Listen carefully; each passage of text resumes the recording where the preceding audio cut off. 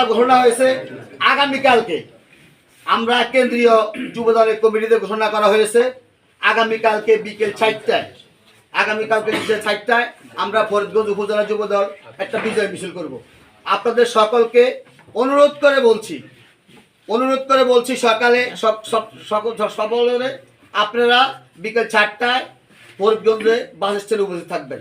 এই আশাবাদ ব্যক্ত করে আজকের মতো বিদায় নিলাম।